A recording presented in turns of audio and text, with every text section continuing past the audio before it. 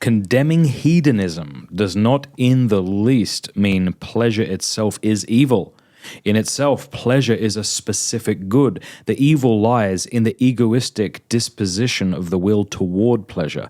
Yeah. Pleasure in conjugal love can be, and often is, a fruit of striving to affirm the other person. Pleasure should not be, however, the fundamental end of this striving.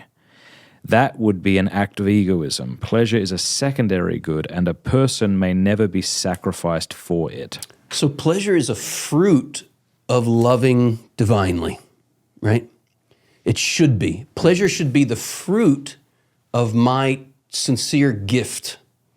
Right.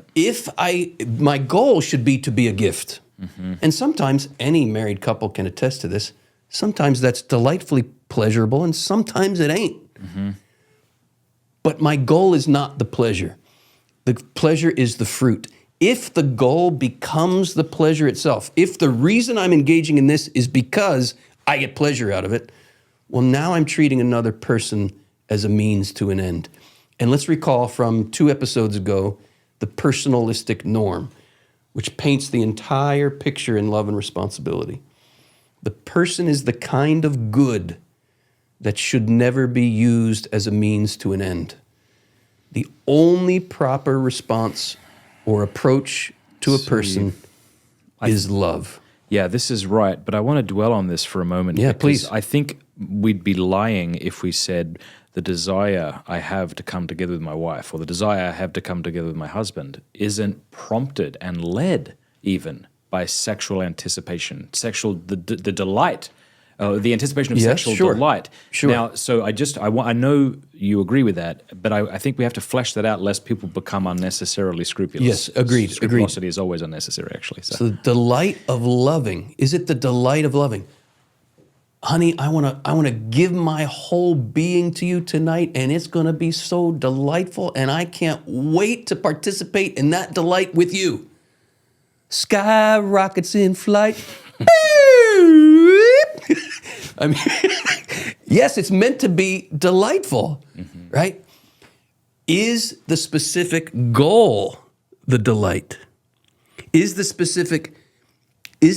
the end is not love and the end is pleasure.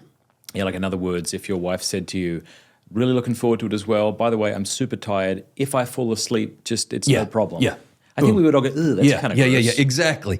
And that's a great example, Matt, of real. It has to be a union of persons.